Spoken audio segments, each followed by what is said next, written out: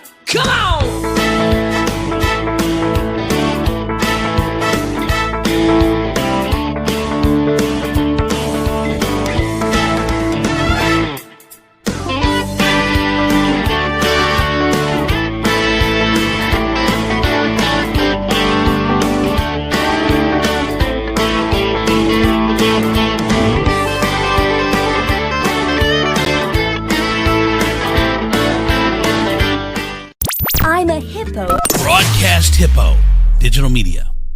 What is up, everybody? Good morning. Whoa. Oh, camera's all off. What's up, Donnie? I haven't seen you since last year. I know it's been a whole year. What's going on, dude? How are you? Real good, real good. How's your 2022 going? I don't know, man. I don't know. It's been really weird. I think for everybody, and I don't know if this is. I mean, Bob Saget just dying, and I know. White dying, and Omicron is raging, and I just don't know how I don't know how people feel the way shit is starting for 2022. I think we're cautious. I think, we're masking up. There's like chest colds and flus going on. Like my oldest had like a chest infection like a couple weeks ago. She had to get antibiotics for. So it's like, I mean, I've taken like 3 COVID tests over the last 2 weeks just to be safe and negative. But the kids had to go to school. All 3 of the young ones had to take COVID tests on Sunday. That was an adventure. So, yeah. All right, now I haven't taken one in a while, and I need to because so many people around me have it, man. I mean, it's like, I swear to God, it's like zombie apocalypse to where I mean, I'm the last one that doesn't have it. Everyone around me, like my ex has it, one of my kids has it. I mean, it's just it's all around. You see Facebook and the whole list of your news feed of people that have COVID now. It's crazy. It's hard to dodge. Yeah, well, remember when you were sick and you were tested negative like 3 times? Like I was like, it's the tests don't convince you. You know what I mean? No. So like I took like 5 days off of work because we're all vaccinated, but I had like a head cold and I had a little bit of a cough, but I took like 2 tests and they were negative, so I took time off work anyways just to be safe. But I just had a cough and a little bit of a sniffle. I feel same here, and I feel that that if we were a society where this was still killing us, that and it's still killing like 1,500 people a day, so you can't say, but I think it's a lot more a lot more, like you said, head coldish if you do get it. But I think we'd be wiped out as a planet. Like we don't know how to handle pandemics. We're soft. Like we couldn't handle this, and everyone just said fuck it, and everyone just got it, and I don't know. We'll see how it goes. We'll see how it goes. Check with me in about 4 weeks and see how everyone's doing. I know exactly. So a couple other things besides that. So the other day I had a long day at work. I had a long day food trucking. What's up, Gina? Hey, well, Gina. I know Gina's going to have some thoughts on Corona, so we'll start there before we move on, since we just got to the end of it.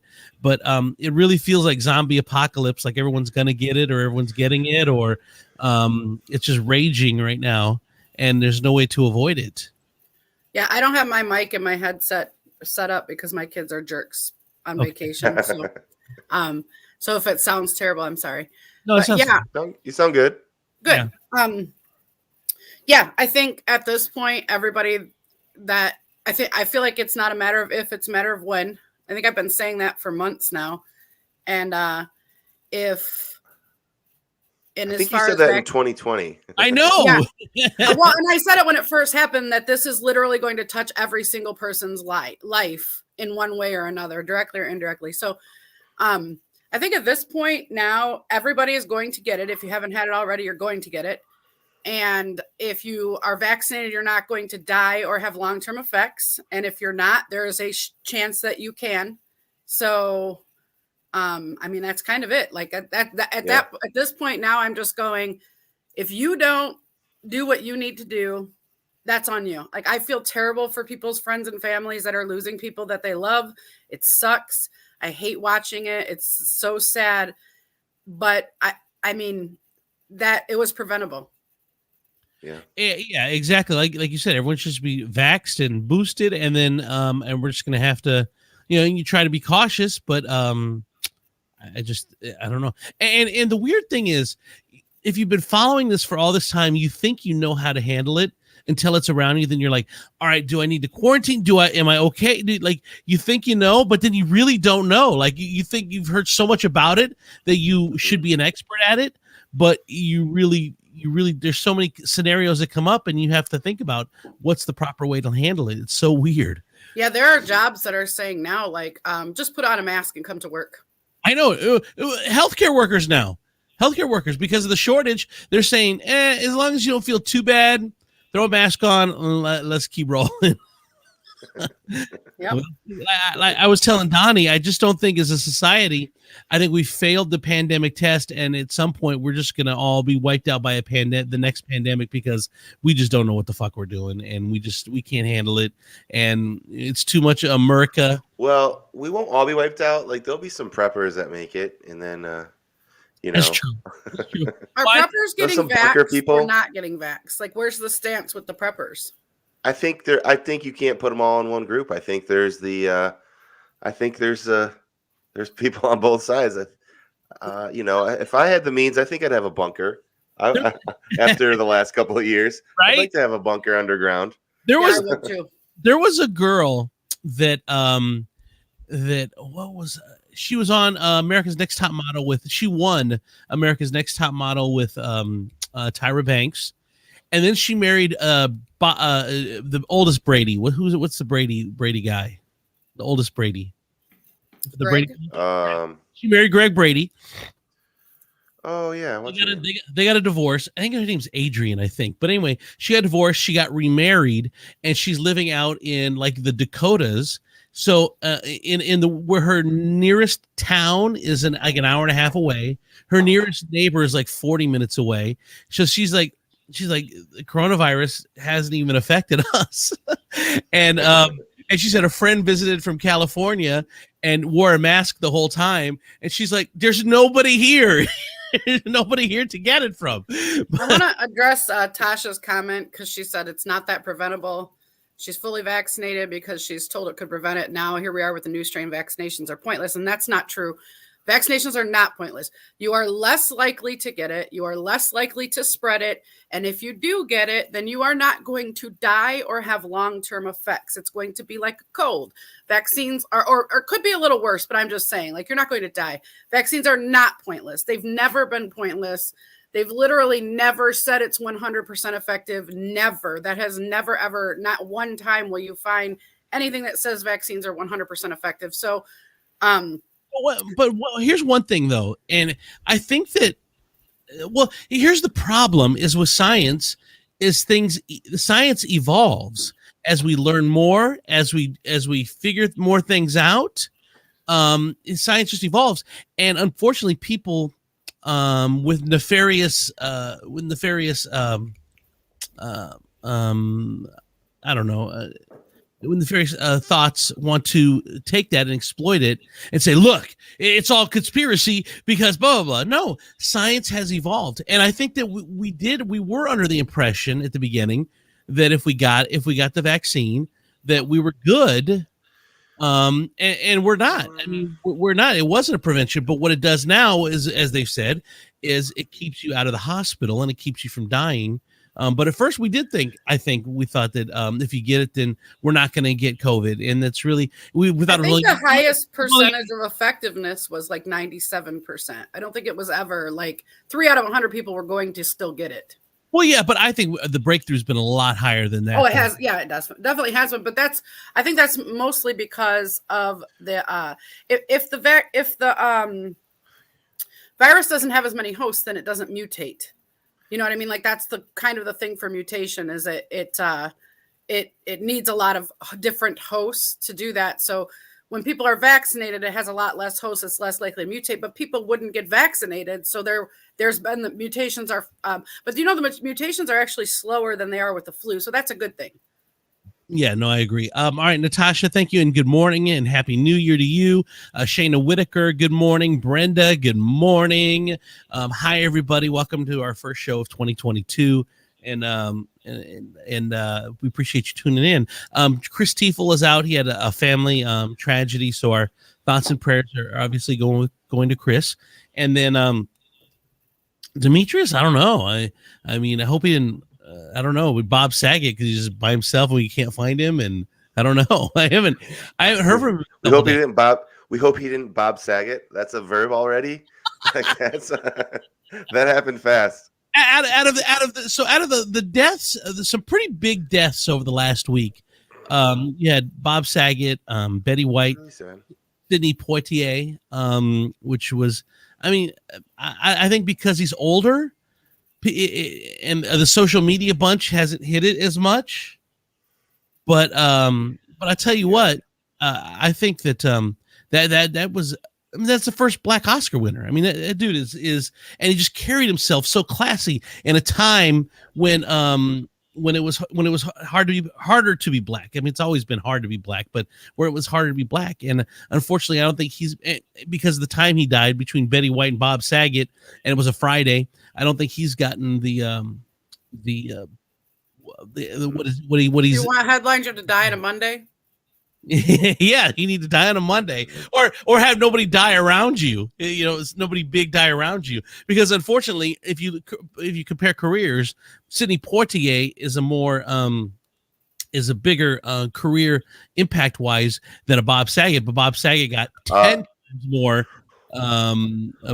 play. Go ahead, Danny. Well, yeah, I was gonna say. I mean, if you want to add up like the movies and the awards, obviously, I think he's got a lot more accolades than both put together, but it's just like, you know, something that I think the shows that they were on were so big, you know, and at a time when it just ingrained in so many people's lives. So like, he's actually even he's even older. I mean, he's not older than Betty White, but his heyday was before, like the 70s, you know?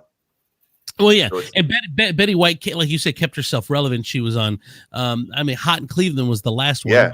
Golden Girls years ago. Yeah, Golden Girls was big, and Sidney Poitier kind of just lived a life. He did his thing and then lived his life out of the spotlight, to where the other two have continued living. You know, and when with Bob Saget, you know that he not only he had 2 top 10 shows at the same time. I mean, when he was on Full House, and then of course he hosted the America's Funniest Home Videos. Yeah. He had 2 shows at the same time. It's pretty incredible feat. And you know, I know some just from doing this, I know some people that are kind of celebrities. I mean, not big celebrities maybe, but you see the kind of people are like Betty White. People just loved her. Everyone loves her. Bob Saget, everyone loves him. The newsfeed was just completely going through. But my point was that a lot of people have pictures with Bob Saget. I have a picture with Bob Saget. A lot of people do, because he was just that nice a guy. Some people die and you just see their photos from everywhere else, but I've seen a lot of people who have been sad posted their own picture of Bob Saget. I have a lot of people on my page, on my feed too, right? At least a dozen, half dozen to a dozen. Yeah. They had their own picture with Bob Saget. That shows what a genuinely kind man this guy was. And I remember interviewing him. You know, I got to interview him, and I got to interview Dave Coulier. I have not got to interview John Stamos yet, but I remember interviewing Bob Saget, and the day before, this is when David Letterman was still on, David Letterman had talked about Bob Saget the day before we had him on, and Bob Saget didn't know that. So when Bob comes on the air, it shows that, like, if you look at Bob Saget off camera or whatever, he's very shy and very insecure. And this was the perfect example, was that I said, hey, Letterman, on air, I said, Letterman was talking about you yesterday. Well, what did he say? Was it good? Oh, what did he say? What did he say? Like, he was so like just consumed with what did Letterman say about him, and he was so hoping it was good and not bad, because obviously he went through a time where, I mean, there was a time where Full House was kind of a goofy show, and then he's not an actor like Sidney Poitier. So there's always blowback when you get real big. There's always a bounce. There's always a group. There's always always haters. There's always haters out there, and it seemed like he took that to heart when doing that. So that's my what I remember about interviewing Bob Saget. Now I'll go to Dave Coulier. The thing I remember interviewing Dave Coulier is at Star 105. You were there, Donnie, weren't you? Yeah. Yeah, you were there when Dave came in. See if you remember part of this interview, because I don't remember all the details, but this is the part that stuck out to me. At one point, he became so big, the show became so big, they became so big that he lived about 30 minutes from the studio where they would film Full House. Well, Dave Coulier at one point decided he was going to buy a helicopter and he would ride a helicopter to work. Even though it was 30 minutes away, he didn't want to deal with LA traffic, so he would just drive a helicopter to work. And at some point, the studio had to call him and say, look, Dave, you can't drive a helicopter to work anymore because our insurance won't cover you to drive a helicopter to work. So can you please take a car? We'll send a car for you, but you just can't drive a helicopter to work anymore. You remember that story, Donnie? Yes, totally. So awesome. I'm like, wow. And it's not even like he lived 2.5, 3 hours away. He lived where it was just around the corner, really, right. in 30 minutes. But he's like, I'm gonna take a fucking helicopter. That's how I roll. and of course, we know we didn't talk about this, but that song "No Scrubs" was about Dave Coulier, wasn't it? I think I remember that. No, it's You Ought to Know. I think Alanis Morissette. Please look that up, Gina. Please look that up. I think No Scrubs. Alanis Morissette. Not I No know. Scrubs. I know he did. Hold on. Can we just agree that all of the like heartbreak songs of the 90s were about Dave Coulier? All of the hot girl bands What at is the time happening right were now? Dave Coulier exes. I know that he dated Alanis Morissette, and the one where she went down on him in a theater, that's the Alanis Morissette. That's about Dave Coulier. I'm telling you, No Scrubs is about Dave Coulier. Please look that up. Like the point where he's hanging out of the side of the passenger's car of his best friend's ride, trying to holler at her. I think that's Dave Coulier. All right, look it up. Look at it. It is. There are internet. Oh my God! It was. I told you. It does. There is one, but I don't see any like credible sources that says TLC confirms. It does say that the internet says TLC confirms, but there's nothing credible about it. It just says TLC confirms. Let's see. All right. But I think it said that they would walk around, and then in between shows or something, like Dave Coulier and John Stamos would drive around, and it was just. Your head out the window. What's up, baby? Like I'm picturing him with a Mr. Microphone, but I can't confirm that part. Like so Chili said he used to they'd come driving by and he'd lean out and try to talk to them from the passenger side. I told you. And Chili said, "Is that corny motherfucker Uncle Joey?" All right. Well, this part makes it sound like it's not real. I want a shirt that says that. Is that corny motherfucker Uncle Joey? Yes. Well, this part makes it sound not real. He was talking like Popeye and had a beaver puppet. Oh, jeez. Oh my god! I can't. He was talking like Popeye with a beaver puppet. Like that, Dave Coulier's game is talking like Popeye with the beaver puppet. I mean, it's gonna work most of the time. Yeah, exactly. I mean, not everyone. That's how you have to stand out. I want to find a single friend and ask him to try this and see how it works. Oh my god, is that corny motherfucker Uncle Joey? Oh my god, this is the best. Now, aren't you glad you learned that today? I mean, I guess I had a kindergartner tell me last week that I am funner than a chicken shaking its butt cheeks. I just wanted to declare that I am funner than a chicken shaking its butt cheeks. I want it to be known. Wow. That is my t-shirt title. I am funner than a chicken shaking its butt cheeks. Dave Coulier is a corny motherfucker, but I'm funner than a chicken shaking its butt cheeks. They probably went to a Mud Hens game recently. You know what would be great is what if Dave Coulier and John Stamos were in the helicopter and they were just poking their head out trying to holler at people? That would be. Now I don't think I'd consider either of them scrubs, though. If you're trying to holler at me from a helicopter, that's an elevated game. That's not right. No, it's not a scrub. Pun intended. I didn't mean it, but okay. So the other day, I worked a long day, and I got home. It's like 2:00 in the morning, and I think my day started at like 6 in the morning.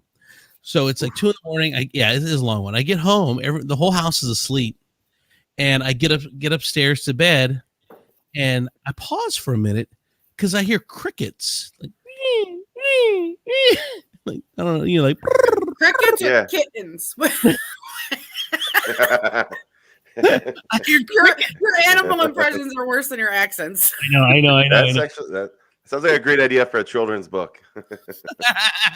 So I hear crickets, and I'm like, "What the fuck?" It's like January. Why am I hearing crickets?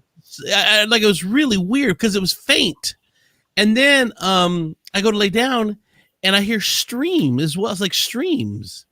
So I hear like it's a midsummer night, like the wind, and I'm So like, Colleen bought a sound machine, is what you're saying? yeah, like the window's not open. I'm hearing streaming crickets. I just didn't know what was going on, to be honest with you. And then I find out. Then I heard the slight flapping sound of butterfly wings. Yeah. And then I knew something was amiss. I had passed. You Bob Sageted. Is this heaven? Well, it turns out Colleen bought the Calm app, and but I guess it's been working. She says she's been using it and it's been working, but it just threw me off like the first night because it was just these random sounds that were so calming and peaceful, but like they're not usually heard in the middle of January. Yeah. But do you guys have problems sleeping? You should try that Calm app. Like last night, she turned on Matthew McConaughey. I swear to God, I remember like the first sentence maybe of his 45-minute bedtime story, and then, dude, I was out. Like his voice was so calming. What, Jeannie? You have to have bedtime stories read to you as a grown up. Just take a fucking pill like the rest of us grown ass people. No, they have. Mom has grown up bed, so you can do sounds. You can do grown up bedtime stories. You can do music. But I was intrigued by Matthew McConaughey and what he had to say. I'm actually lucky. I had trouble sleeping when I was a kid, so I learned some really strong relaxation skills when I was a kid. So as an adult, I don't have trouble getting to sleep. Ashley does. She's has to have the TV on, which I think is counterproductive to anyone. I do too. That is trying to get to sleep. No, I don't. I know. I'm with you, Gina. Colleen, the same thing. She'll when I come home, she'll have this fucking Lifetime on all the time, and I'm like, if you would just turn that shit off, you wouldn't have finding sleep. Because if you're focused on that, and then you go to sleep, and then you're having weird dreams because the shit that's from the television is infecting your dreams, and it's a whole thing. I don't know her kids. Everyone wants to fall asleep with the TV on. I don't get that.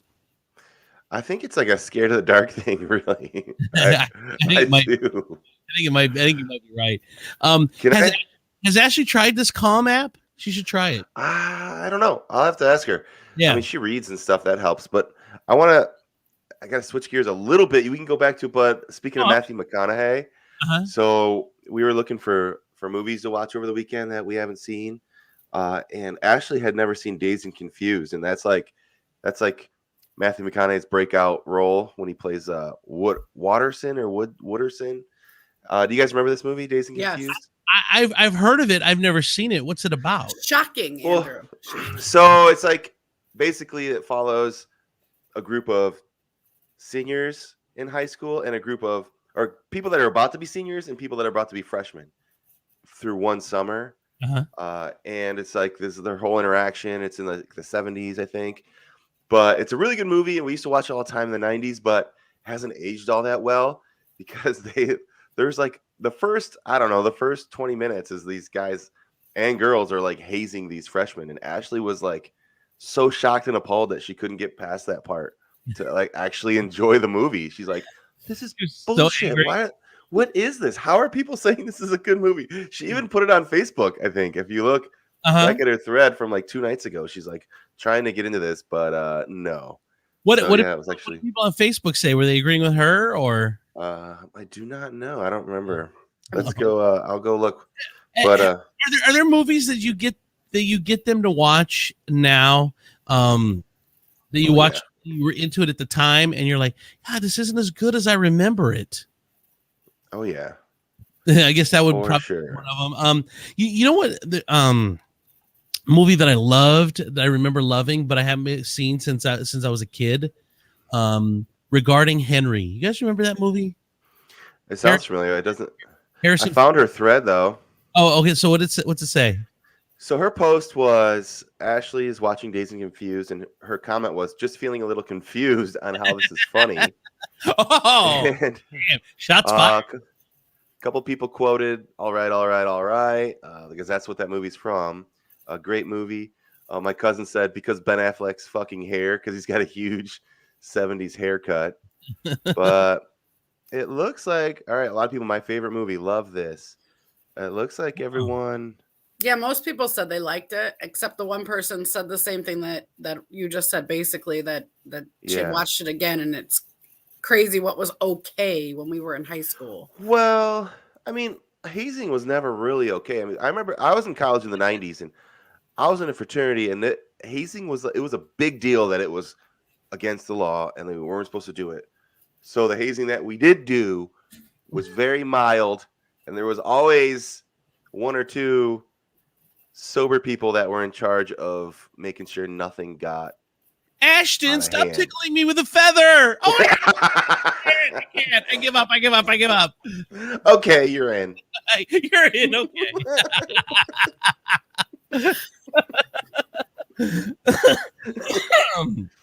So, congratulations to I have a shout. I do have a shout out real quick. I have to shout out Bethany Fresh Hour. Bethany, I'm actually doing a wedding for someone she's related to, and I can't remember who. Colleen will have to remind me. But she said the reason that I'm doing the wedding is because Bethany listens to the podcast and is a huge fan. All right. So I got to say hi to Bethany Fresh Hour. Thank you so much, Bethany. And I'll be seeing you at the wedding very, very soon.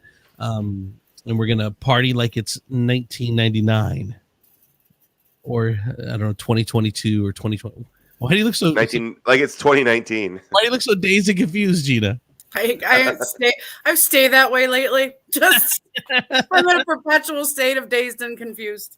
Yeah, all right. Actually, since the 90s, I have been in a perpetual state of dazed and confused. So it's going to be a wedding. Also, congratulations to a lot of people got engaged over the holiday.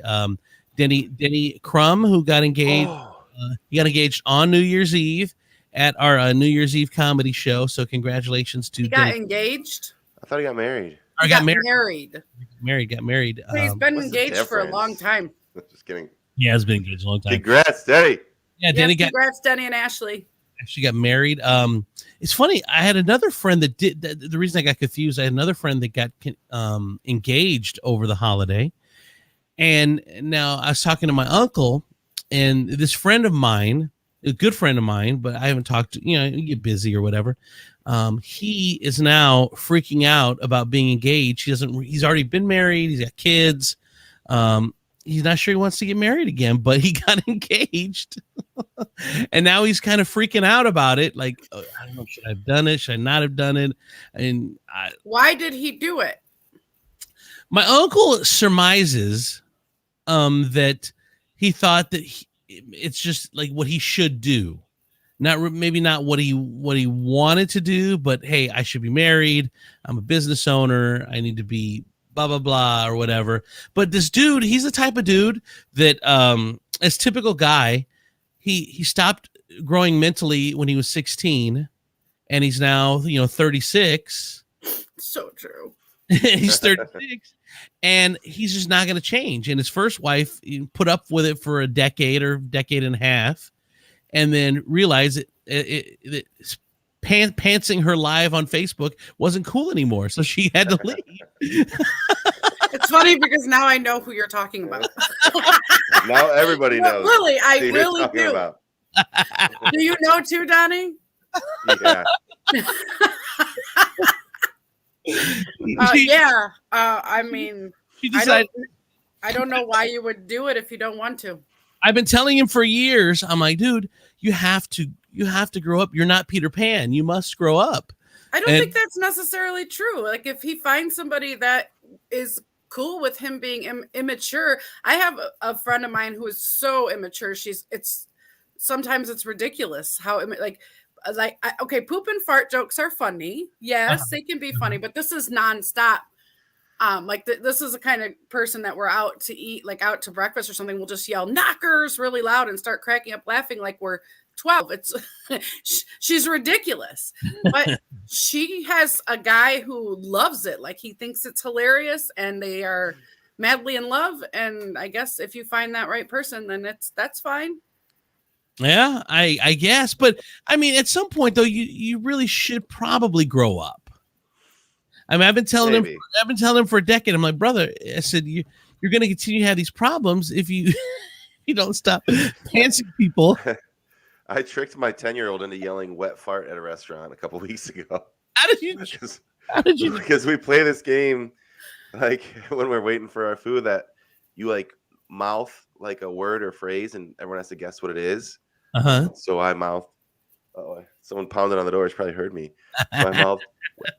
And she got it, so she wanted to guess before everyone. So she yelled it, "Fart!" And then she goes, "Oh!" And we all just had a laugh, and everyone looked at us and judged us, which was great. Right, of course. But I just you got to grow up at some point. You can't just be that immature your whole life.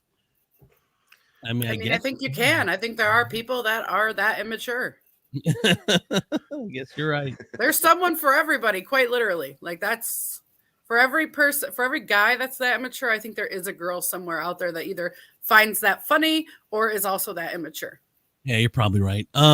Speaking of breakups, well, and engagements as well. Josh Duhamel. You guys know who Josh Duhamel is? Yeah. And Josh is an actor.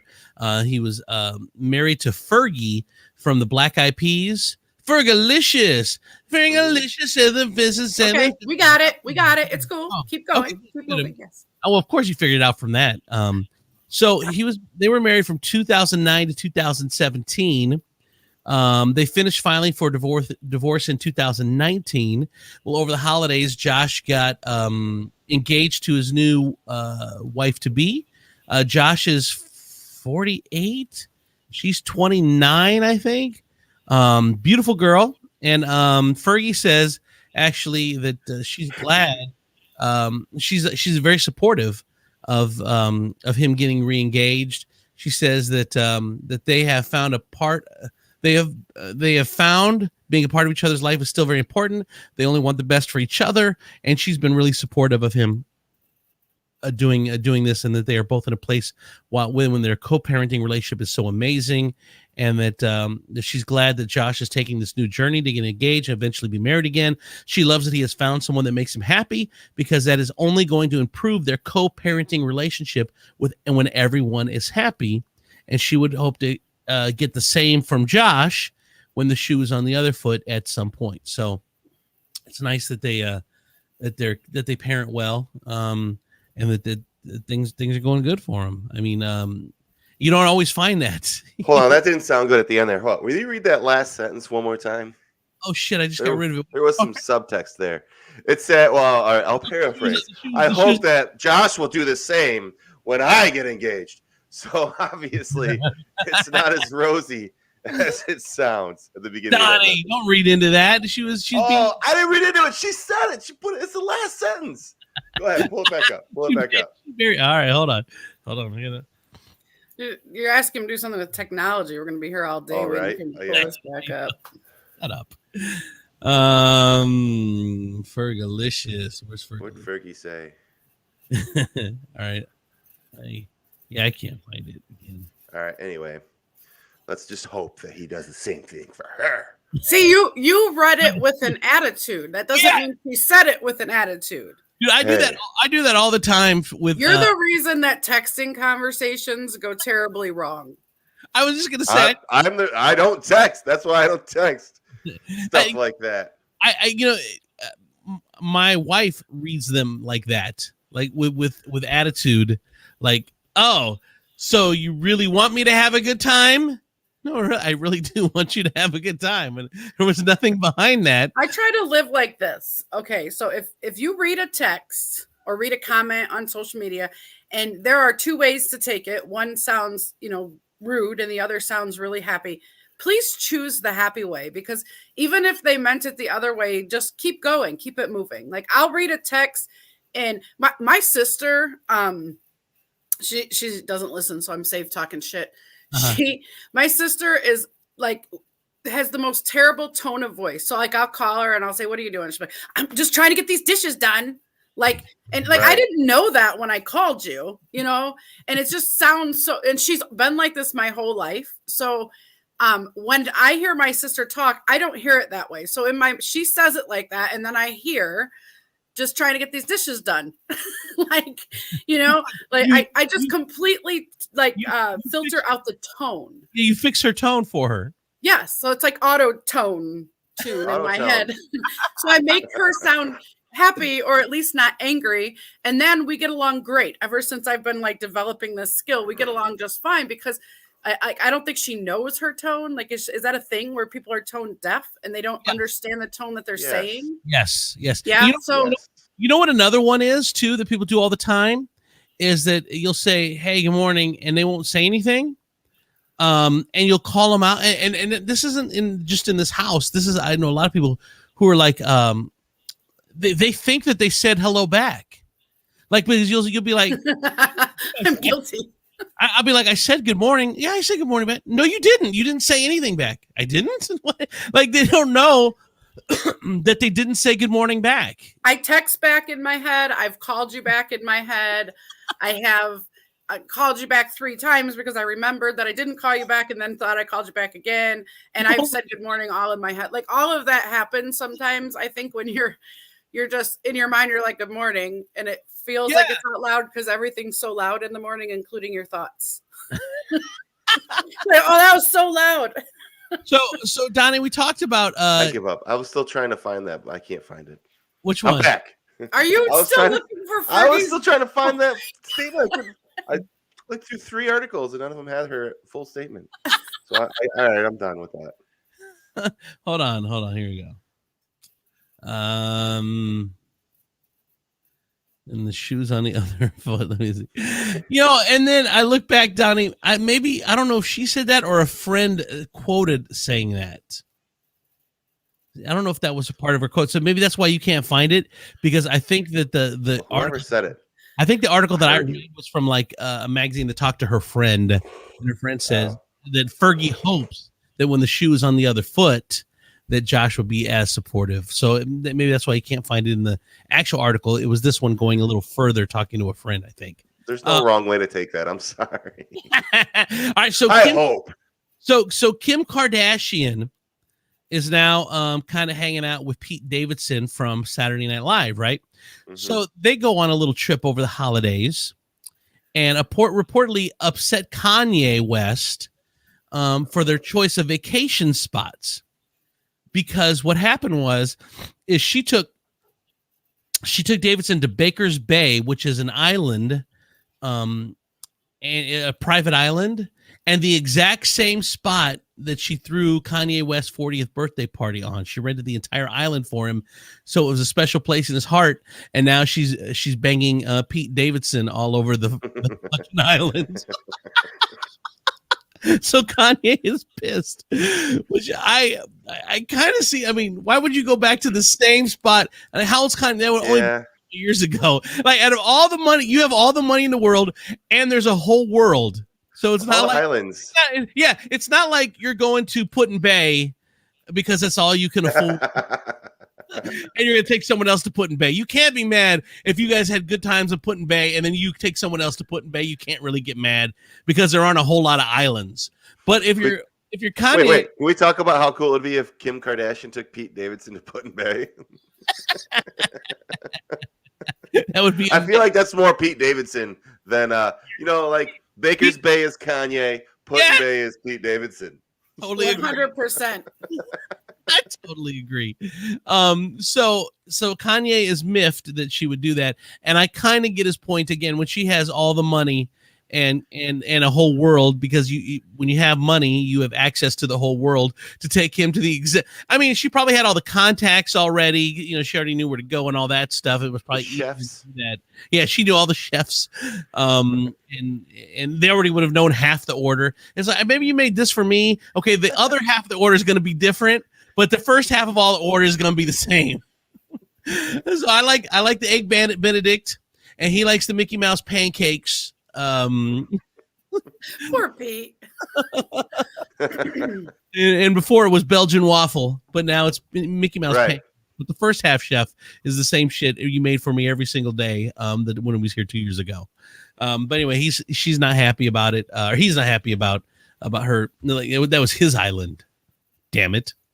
Yeah. I guess he could have bought it. He's got enough money. Well, he's not over it. He's definitely not even close to being Oh, he over it. still thinks they're getting back together. Yeah. He says that. It's not. I'm not speculating. He says he still believes that they're getting back together. I feel well, so bad for her. She's already said in the press, she's like, it ain't happening. I mean, Right. That's why Kanye's mad. He's like, why you got to take him to Baker's Bay? Because now it's going to be weird when we go back to Baker's Bay. Like, oh, is this the room you and Pete were in?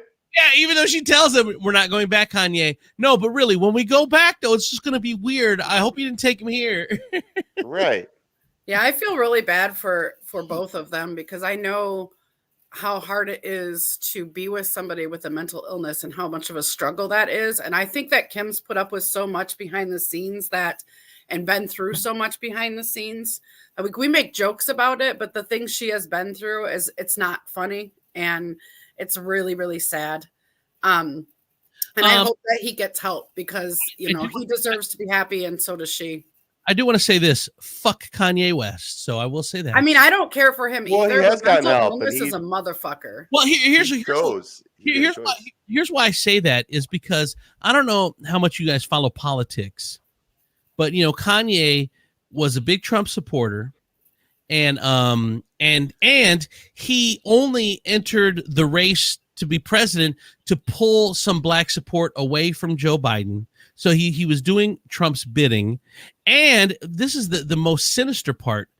You guys probably don't know this story, but I won't go too much into it, but he sent his publicist to visit this woman and terrorize this elderly black woman that it's a whole thing, man. You got to look this story up. It's crazy. Yeah, I still say though that mental illness played a role in all of that too. Yeah. His bipolar is so extreme that when he is manic, he really does believe that he is Yeezy. Like he believes he's God. the next Jesus Christ.